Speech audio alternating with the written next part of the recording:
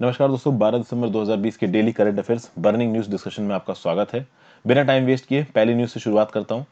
Index of industrial production monthly wise data आता है, तो अक्टूबर का डाटा अब आ चुका है। ये डाटा किस किस समय पे कैसे कैसे रिलीज किया जाता है, इसकी मैं वीडियो ऑलरेडी आपके लिए बना चुका हूं। आप यूट्यूब में सर्च मार सकते हैं दोस्तों, difference between index of industrial production and index of core for industries. तो इंडेक्स ऑफ इंडस्ट्रियल प्रोडक्शन के अंदर एक इंडेक्स होता है 8 कोर इंडस्ट्रीज का। तो ये इंडेक्स ऑफ 8 कोर इंडस्ट्रीज कौन पब्लिश करता है, इंडेक्स ऑफ इंडस्ट्रियल प्रोडक्शन क्या है, ये सब कुछ मैंने उस पर्टिकुलर वीडियो में बता रखा है। लगभग 1 महीने पहले मैंने वो वीडियो बनाई है। आईआईपी के साथ मत सर्च मारिएगा, क्योंकि यूट्यूब में बहुत सी वीडियोज हैं तो शायद आपको ना मिले। तो इंडेक्स ऑफ 8 कोर इंडस्ट्रीज या फिर इंडेक्स ऑफ इंडस्ट्रियल प्रोडक्शन मेरे नाम के साथ सर्च मारिए, आपको वो वीडियो मिल जाएगी। तो पूरी जानकारी आपको आईआईपी के बारे में वहीं पे मिल जाएगी। एक बार वो वीडियो जरूर देख लीजिए, ये आईआईपी का कंसेप्ट ही आपको समझ में आ जाएगा। अब इस आईआईपी का डाटा निकला है किस महीने का, अक्टूबर के महीने का। उस वीडियो में मैंने आपको यह भी बताया कि इंडेक्स ऑफ इंडस्ट्रियल प्रोडक्शन कब रिलीज होता है, इंडेक्स ऑफ 8 कोर इंडस्ट्रीज कब रिलीज होता है, एनुअल सर्वे ऑफ इंडस्ट्रीज क्या होता है, और इंडेक्स फॉर इंडस्ट्रियल प्रोडक्शन और इंडेक्स ऑफ 8 कोर इंडस्ट्रीज में डाटा कहां कहां से उठाया जाता है, सब कुछ वहां बता रखा है। इसलिए अलग से यहां कुछ नहीं बता रखा हूं। इसलिए अब देखा जाए तो अक्टूबर 2020 में जो हमारा आईआईपी है, इंडस्ट्रियल आउटपुट है, वो 3.6% घटा है। कोरोना से पहले ही इतना घटा नहीं है, बढ़ा है, 3.6% बढ़ा है। तो कोरोना से पहले ही इतना स्पीड से बढ़ता था। जब से कोरोना का लॉकडाउन लगा है, उसके बाद इतनी तेजी से इंडस्ट्रियल आउटपुट अभी तक हमको बढ़ता हुआ देखने को नहीं मिला है। अगर बात की जाए तो अक्टूबर 2020 में यह बढ़ा है 3.6%।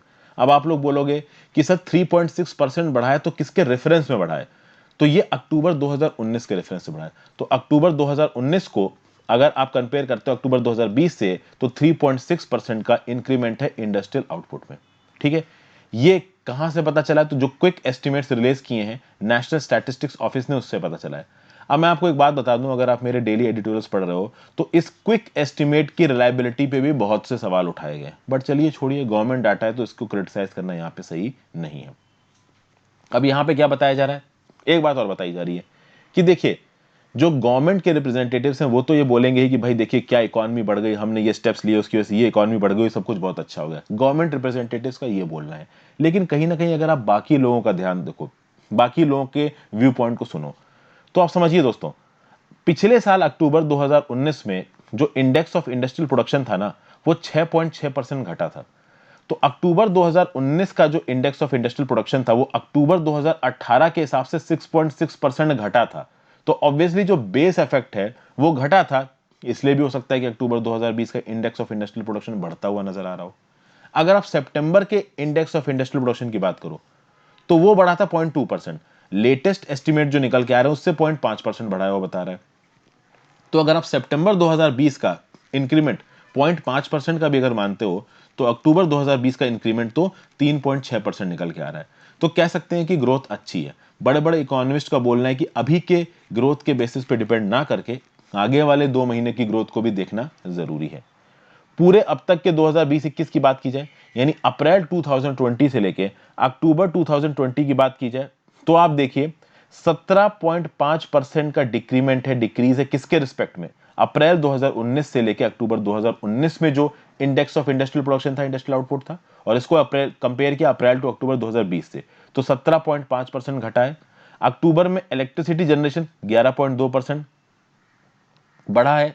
ओके, पिछले साल अक्टूबर 2019 में अक्टूबर 2018 के हिसाब से 12.2% का डिक्लाइन था।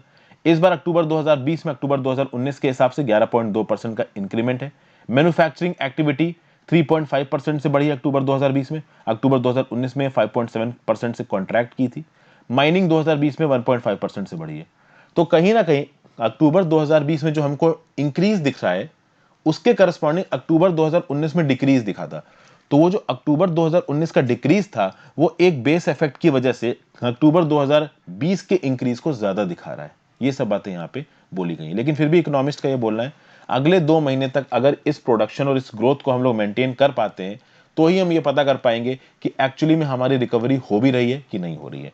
तो जो इंडिया रेटिंग्स के प्रिंसिपल इकोनॉमिस्ट हैं सुनील कुमार सिन्हा, इन्होंने बोला है कि ये 2 लगातार महीने यानी सितंबर अक्टूबर में जो इकोनॉमी बढ़ी है, इसके साथ साथ अगर आने वाले 2 और महीनों में इकोनॉमी और तेजी से बढ़ती है तो हम ये कह सकते हैं कि ओवरऑल पॉजिटिव रिकवरी हो रही है हमारी इकोनॉमी में।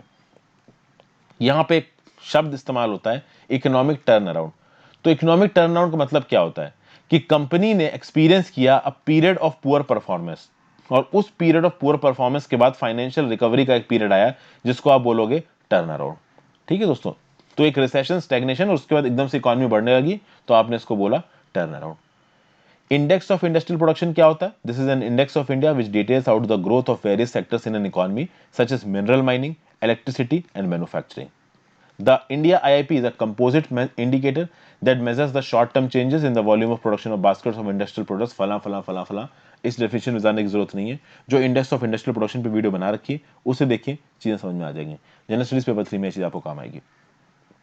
फिर भाई उत्तर प्रदेश की कैबिनेट की तरफ से एक और डिसीजन आया है, सैमसंग की एक नोएडा यूनिट बन रही है, उसके लिए 250 करोड़ रुपए का तो इंसेंटिव सीधे सीधे स्टेट की गवर्नमेंट दे रही है।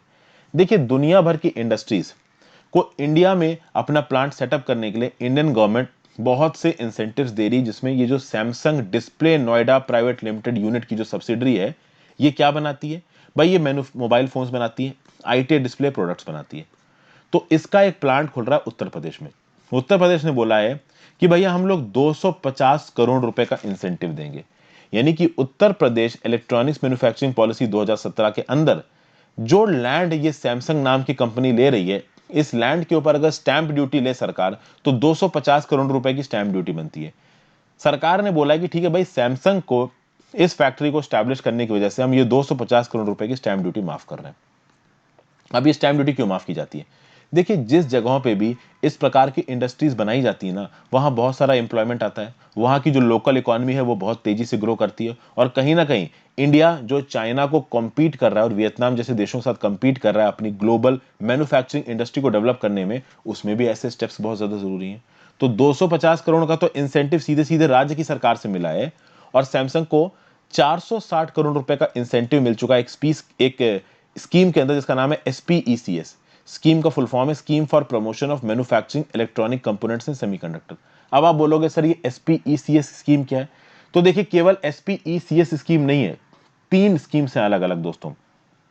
एक है scheme for the promotion of manufacturing of electronic components and semiconductors, एक है modified electronics manufacturing clusters scheme, और एक है PLI scheme, productivity linked incentive scheme.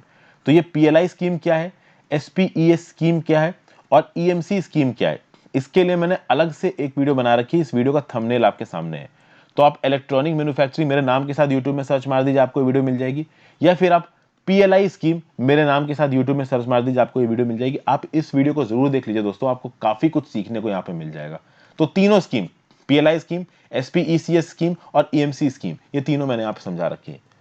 जब भी अगर आपसे यूपीएससी में कोई सवाल पूछा जाता है सब्जेक्टिव में, या मान लीजिए ऐसे में आपको इन्फॉर्मेशन कोट करना है कि हमारी भारतीय सरकार हमारे मैन्युफैक्चरिंग और इंडस्ट्रियल सेक्टर को बढ़ाने के लिए क्या क्या कर रही है, तो आप ये एग्जाम्पल कोट कर सकते हो कि भैया 250 करोड़ रुपए तो उत्तर प्रदेश सरकार ने यूपी इलेक्ट्रॉनिक्स मैन्युफैक्चरिंग पॉलिसी के अंदर दिया, जिसमें 250 करोड़ रुपए की stamp duty transfer of land पे माफ की गई। दूसरा, 460 करोड़ का इंसेंटिव हमारी सेंट्रल गवर्नमेंट स्कीम ने SPECS के अंदर दिया।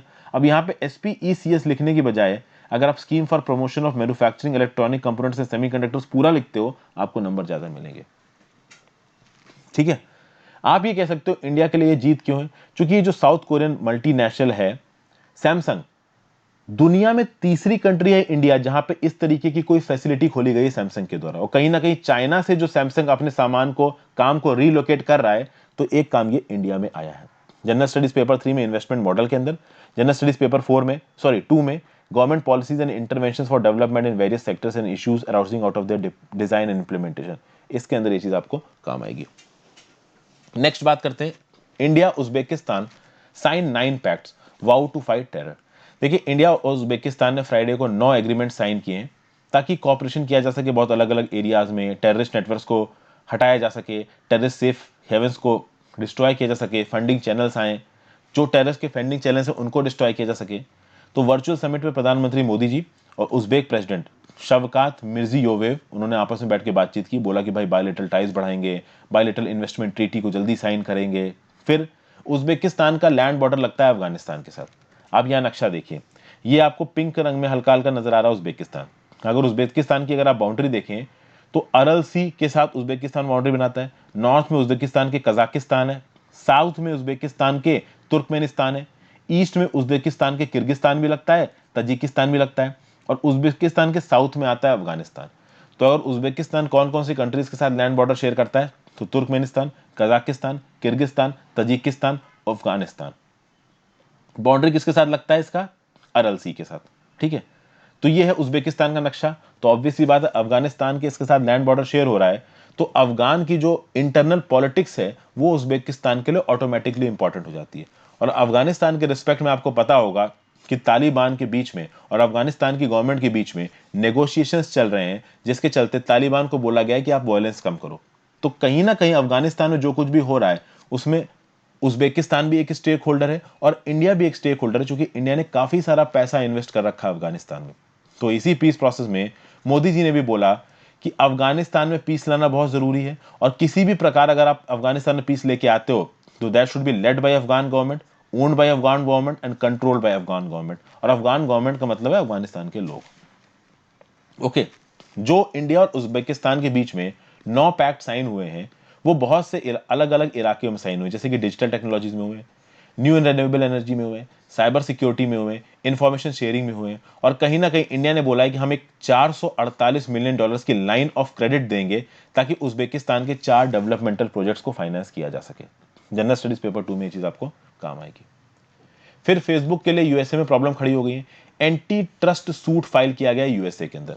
इसके ऊपर मैंने एक पहले वीडियो बनाई थी, the dominance of big tech. यहां पे मैंने बताया था कि कैसे फेसबुक, अमेजॉन, गूगल और एप्पल जैसी कंपनीज अपनी पोजीशन का गलत इस्तेमाल करके मार्केट को मोनोपोलाइज करने की कोशिश करते हैं, किसी भी प्रकार से नए कॉम्पिटिटर्स को मार्केट में एंट्री नहीं करने देते, और उसका एक एग्जाम्पल यहां निकल के आ रहा है। 2 लॉ सूट्स फाइल हुए हैं फेसबुक के अगेंस्ट यूएसए में। किसने किसने फाइल किए, तो यूनाइटेड स्टेट्स की फेडरल गवर्नमेंट ने साइन किए और 48 यूएस स्टेट्स और टेरिटरीज ने साइन किए। यहां पे फाइल किए, मतलब कि 2 लॉ सूट्स फाइल हुए, यूनाइटेड स्टेट्स की फेडरल गवर्नमेंट ने भी किया है और 48 यूएस स्टेट्स की गवर्नमेंट ने किया है। क्या बोला जा रहा है, ये जो फेसबुक ने इंस्टाग्राम को एक्वायर किया था और व्हाट्सएप को एक्वायर किया था, और इंस्टाग्राम और व्हाट्सएप को एक्वायर करके जो ये डिजिटल मार्केट है इसमें फेसबुक ने अपनी मोनोपोली को कायम रखने की कोशिश की। इस चीज की, इस स्टेप को फेसबुक के क्रिटिसाइज किया जा रहा है। अब खास बात दोस्तों यह है कि जब फेसबुक ने इंस्टाग्राम को और व्हाट्सएप को अक्वायर किया था उस समय पे यूएस के फेडरल ट्रेड कमीशन ने खुद फेसबुक को परमिशन दी थी, लेकिन अब यूएस का फेडरल ट्रेड कमीशन बोल रहा है कि ये स्टेप्स करके इंस्टाग्राम को और व्हाट्सएप को अक्वायर करके फेसबुक ने मार्केट को मोनोपोलाइज करने की कोशिश की है। एंटी कॉम्पिटिटिव कंडक्ट रहा है फेसबुक का। फेसबुक ने कंपटीशन को थ्वार्ट करने की कोशिश की है, नए प्लेयर्स को मार्केट में एंट्री नहीं मारने दी, कस्टमर्स को जो बेनिफिट होता है कंपटीशन का वो नहीं लेने दिया। तो ये सब इल्जाम लगाए जा रहे हैं फेसबुक के ऊपर, किसके द्वारा, एफटीसी यानी फेडरल ट्रेड कमीशन के ब्यूरो ऑफ कंपटीशन के द्वारा। Director of the FTC bureau of competition कौन है डायरेक्टर, इयान कॉनर। 2012 में फेसबुक ने इंस्टाग्राम को एक्वायर किया था $1 बिलियन में, और 2014 में व्हाट्सएप को $19 बिलियन में ये एक्वायर किया था फेसबुक ने। देखिए आज की डेट में गूगल और फेसबुक के पास ही जो बड़े बड़े प्लेटफॉर्म्स है ना, फॉर एग्जांपल अभी इंस्टाग्राम और व्हाट्सएप तो आपको पता चल गया कि ओरिजिनली फेसबुक का नहीं था, फेसबुक ने बाद में खरीद लिया। आपको यह भी पता होगा कि वीडियो जिस प्लेटफॉर्म पे आप देख रहे हैं YouTube is not an original creation of Google. YouTube को 3 लोगों ने मिलकर, जो कि किसी यूनिवर्सिटी में पढ़ते थे यूएसए के, उन्होंने बनाया था, और बाद में यूट्यूब को $1 बिलियन का खरीद लिया, किसने, गूगल ने। तो आज की डेट में जो बड़े बड़े कॉर्पोरेट्स हैं, इनके पास ये जो बड़े बड़े प्लेटफॉर्म्स है ना, वो पहले एक स्टार्टअप की तरह उठे थे, इनको खरीद के पूरे डिजिटल इकोसिस्टम को मोनोपोलाइज कर देती हैं बड़ी बड़ी कंपनीज, और किसी नए प्लेयर को घुसने ही नहीं देती हैं। तो ये था गूगल, फेसबुक, अमेजॉन और एप्पल से रिलेटेड एक डोमिनेंस ऑफ बिग टेक पे वीडियो, जिसको मैंने बना रखा है। तो आप बिग टेक या फिर गूगल, फेसबुक, अमेजॉन, एप्पल मेरे नाम के साथ सर्च मार दीजिए। इस वीडियो में मैंने प्रॉपर तरीके से समझा रखा है कि कैसे ये 4 बड़ी बड़ी कंपनीज और कुछ और कंपनीज मिलके पूरे के पूरे डिजिटल इको स्पेस को मोनोपोलाइज कर देती हैं। और जो फाइनल न्यूज आज की, ये तो कोई खास इंपॉर्टेंट न्यूज है नहीं, तो भाई बाइडेन और हैरिस इन दोनों लोगों ने मिलकर प्रेसिडेंट और वाइस प्रेसिडेंट इलेक्शंस जीते हैं, तो इनको time person of the year बनाया गया है। तो टाइम मैगजीन का 2020 का time person of the year कौन है? तो US president elect Joe Biden and vice president elect Kamala Harris है। इस लिस्ट में डोनाल्ड ट्रंप भी कंपटीशन में थे, डोनाल्ड ट्रंप हार गए, ये दोनों जीत गए, तो इनको बना दिया। हो सकता है डोनाल्ड ट्रंप जीत जाते तो time person of the year Donald Trump को बना दिया जाता। तो ये एक छोटी सी न्यूज़ है, इतना इंपॉर्टेंट है नहीं। 1926 में ये time person of the year निकालना शुरू किया गया था। पिछले साल जो टीनेज क्लाइमेट एक्टिविस्ट हैं स्वीडन की ग्रेटा थुनबर्ग, इनको ये नाम मिला है। तो जनरल स्टडीज पेपर वन का टॉपिक है। तो thank you for watching friends. I hope आपको कुछ ना कुछ सीखने को मिला होगा। कमेंट बॉक्स में अपने व्यू पॉइंट जरूर दीजिएगा। प्लीज वीडियो को लाइक, शेयर और सब्सक्राइब कर दीजिए, चैनल को अपने दोस्तों के साथ करवा दीजिए। इतना करेंगे मुझे हेल्प मिलेगी। Thank you for watching, have a great day.